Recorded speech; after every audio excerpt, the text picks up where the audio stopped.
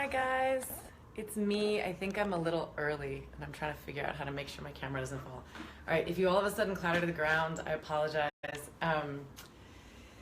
Yeah, here with you guys to talk about IRC and the campaign that I'm doing with Represent right now to sell these awesome t-shirts. 100% of my profits will go to the IRC, and until we hit 3,000 shirts, if we do, and then I actually have another organization oh hey Misty Hart from Mississippi. I've got another organization up my sleeves and we can talk about that if we get to 3,000, but for the moment I'm pretty focused on trying to raise money for the IRC, so I figured I'd be here and kind of answer questions if you guys had some. While we're waiting, I love all these I love yous. Hi guys, hi Morocco, hi India, hi everybody. Annabella, can't wait to get her shirt. Yes, oh, and I put in the link to get it is in the title thing for this. I don't really know what it's called. But I figured I'd start by, what is this? How long did these shirts sell for? They sell for another week. It's a flash sale. So we've been on sale for a week and they're on sale for another week. What's up? Painesville, Ohio? Not Plainsville? Painesville? Anyway, I figured I'd start by just telling you guys a little bit about partly why the IRC means so much to me. IRC stands for International Rescue Committee.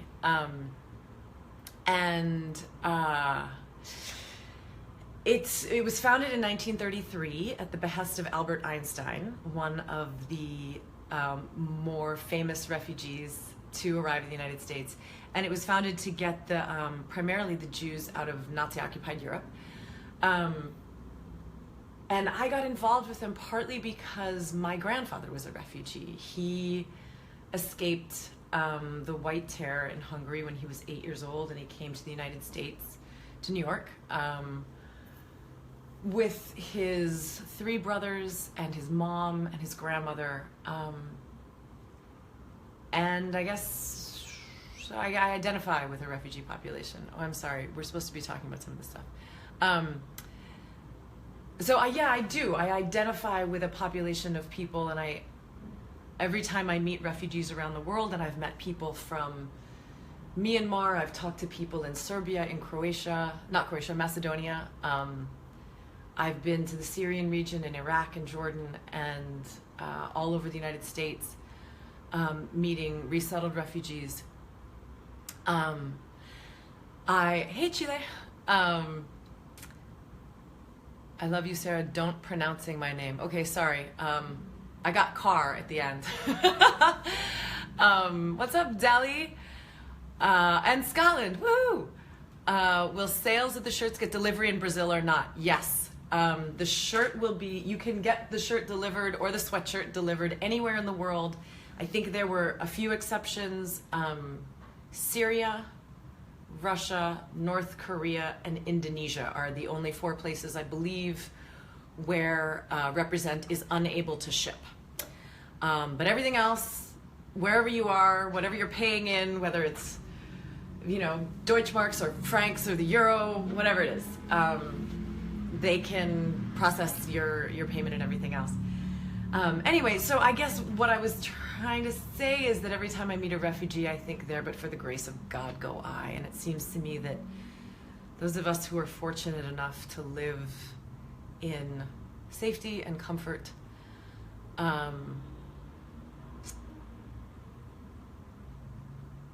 we have the ability to help others.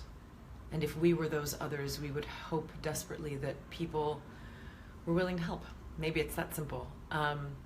Just ordered one of the sweatshirts. Thank you. Somebody just wrote a few minutes ago,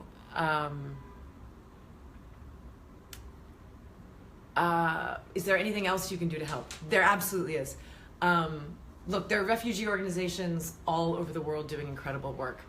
I landed with the IRC. That's not the only one, but the IRC website is rescue.org. There are all kinds of ways you can get involved. We're in 44 countries, I think. And if you live in the United States, which maybe one or two of you do, oh, what's up, Kurdistan? I was there a couple years ago. Beautiful country, great food. My mind is going so many different directions. So if you're in the United States, there's I think a dozen or more refugee relocation centers. You can mentor a family. You can volunteer your time. You can walk into the office and say, hey, this is who I am and these are my skills. What do you need? There's always, if you have the heart to get involved, there will always be a use for your heart and your passion and your talents. And I salute you. I think sometimes the easiest thing we can do is to give money because it's kind of from a distance, but some of the most moving experiences I've ever had have been experiences in the field. My family and I mentored a Burmese refugee family when we were in Atlanta shooting Walking Dead. And it was the most amazing experience. You know, I taught them how to make cookies in a sort of Western style oven. The whole family had come from a refugee camp on the Thai border with Myanmar, and we got down on the ground with a bowl and this kind of wooden thing, and they taught me how to make all kinds of amazing Burmese food. It was an incredible exchange, and I will say I definitely got as much out of it as they did. You know, one of the things that I think you find is that it's a two-way street. You may come in to something thinking that you have good to do, and you may realize that you learn far more about compassion and resilience and forgiveness than you ever expected. All right, sorry, can I give a kiss for Brazil? Hi, Brazil. I just brought a sweatshirt. Thank you, Danya Tidwell. Okay, if you write in, I think that's Portuguese. I'm so sorry, Emmanuel. I can't read it. I apologize. Thank you. There's a lot of Prison Break questions, aren't there? I probably shouldn't be. What's up, Santa Monica, California? There's probably a lot. So I saw Dominic's Instagram too. And I don't know what to make of it. Dom probably knows a lot more than I do. He was an executive producer on season 5. I don't know anything about a season 6. But then again, I didn't know anything about a season 5 until it had been in the works for a while. So I think you're gonna have to direct those questions to Mr. Purcell. But if he keeps posting that stuff on Instagram, I'm just gonna haul off and call him and I'll let you know what he says. I'm Mohammed from Egypt, Seymour. I don't even know how to do that. Nova Scotia. What's up, Nova Scotia? So I can tell you a little bit about, do you have any refugee questions? Ahmed, I am a Muslim and I love everyone. Yes, there's a lot of work to do, isn't there, on branding, at least in the United States, when it comes to the Muslim community. I have met so many extraordinary Muslims all over the world, and particularly when I was in Kurdistan, in northern Iraq, and in Jordan. And I just want to put it out there right now and say that anybody who issues statements of blanket hate or blanket fear against any religion or race or creed is missing the point of getting to know human beings on a person-to-person level. There's a heart that beats inside of every one of us, and we all bleed red. And we all deserve as much love and support as we can possibly get from one another. Otherwise, life is hard enough as it is. How do we support the refugees? There is so much to say about that, but I appreciate the question. I think one of the things has to do with talking to the people where you live and talking to your representatives in your government and making clear that you stand with refugees and that it matters to you that we treat everyone with humanity and dignity, and that we create both national and international policies where everybody is safe. I think it's difficult it's hard to know how to put this. We're raised with a culture of lack, aren't we? We're raised with a perception that there's not enough to go around. And sometimes we're told that if we let people into our country, we'll be making that country unsafe, or there won't be enough for those of us who were here in the first place. I don't think that's true. I think when we dig deep for the best parts of our compassion and our empathy, it grows who we are, and it grows the countries that we live in. Some of the most patriotic Americans I have ever met only became Americans a few years ago when they arrived here as refugees, and their gratitude to the country that took them in and provided safety for them and their children is massive. You can't put a price on that gratitude, but it strengthens the fiber of a country. I read somewhere recently that during the First World War, around the turn of that century, I guess it's the 20th century, there were huge tenements in New York, just horrendous slums that were comparable in terms of density to Dharavi in Mumbai right now. And all the people from India who are watching this, you know, Dharavi's, I've been there. It's intense. It's very, very dense. And there's a lot of suffering there. And so there were slums like that in New York filled with Italian immigrants. And they were looked down upon. People treated them as though they were dirty and unkempt and uneducated and stupid. And there was all of this prejudice. And then the First World War hit, and the slums emptied of young men who were eligible to fight, because they were so grateful even to live the way they did in the United States and to have an opportunity to make things better for their families, that they enlisted. They weren't drafted. They signed up by the tens of thousands to fight for the United States. And I think that's the kind of a paradigm that often that's the kind of a paradigm that you often find in a refugee community. I know, you know, when it comes to my family, my grandfather and his three brothers, they all started businesses despite having showed up in the US with nothing and struggling through poverty. My grandfather sold apples on the street in New York for years and just tried to make enough money to sort of eat one day at a time. And by the time he died, he owned a dance studio in Chicago. He employed a couple dozen people. He paid his taxes. You know, he put his children through school. And his brothers likewise. One started a grocery store. They all became so proud to be citizens in their new home. Yeah, somebody wrote earlier, preach on. I realize this is a little, I don't know, maybe obnoxious. I don't usually do this. Usually I'm talking about a specific project, or I'm answering your questions about Michael Scofield or Rick Grimes or something. But this matters to me a lot. And so I want to get the word out there.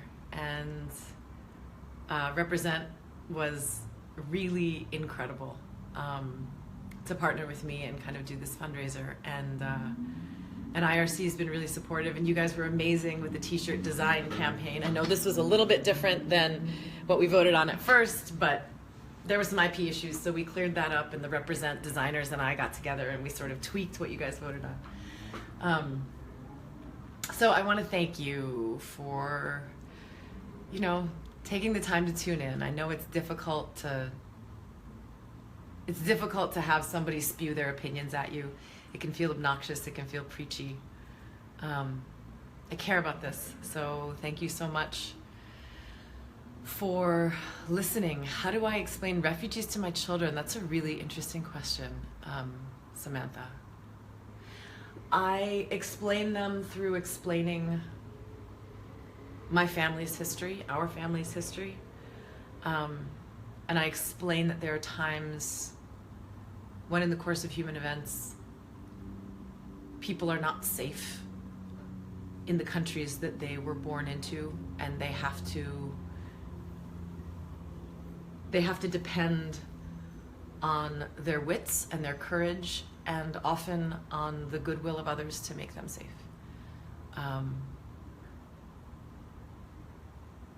what was that? Can we buy it in the Middle East? Yes, you can. You can buy it anywhere in the world. We can't ship to Syria, but you can buy it in the UAE, in Qatar, in Saudi, Jordan, Lebanon, Israel, all over the place. I think I just named all the, oh, shout out from Christchurch. What's up, Christchurch? I want that shirt in Argentina. Manuela, the shirt is in Argentina. All you have to do is order it. Brazil, always with Brazil representing. I love it. Please tell me there was season 6. I read on Wentworth's account if he's deactivating his account, which made me sad. I'm not sure about that. I think he deactivated that account a long time ago, but I'm not entirely sure. We're supposed to be having dinner soon. I'll ask him. Yeah. I guess, there's a lot of people who've reached out and said that money is not a thing that's happening right now. And I totally respect that. And if that's the case, talk to people. Tell them, if you see people who are refugees, tell them that they're welcome. You can volunteer with refugee organizations to make them feel welcome. You can talk to your representatives in your government and tell them that you stand with refugees. A lot of this has to do with PR, and I think if our governments believe that we choose to be people of compassion and grace and mercy, then they will represent us in a way that reflects that compassion and grace and mercy. And if they believe that we want to shut the door on outsiders and keep everything we have as ours and not share it the way we were taught to in kindergarten, then they'll act accordingly. But at least in my country, they work for us. And so if we let them know that the better angels of our natures are what we would like to prevail, which is a terrible way of butchering something I think Abraham Lincoln said, then we can all work together with a common sense of purpose to be inclusive and to breed maybe peace instead of distrust. Listen, I want to thank you guys. I've got to hop off. I have to learn lines for tomorrow. I have to be on the Colony set at 5 in the morning, which is in 10 hours and 45 minutes. So I'm going to sign off. I'm grateful to you guys, as always. You are absolutely, hats off to you. You're phenomenal. Thank you for being here. One last look at the shirt, although my hair's too long. And good night. Many blessings to all of you. And I'll talk to you soon. Ciao.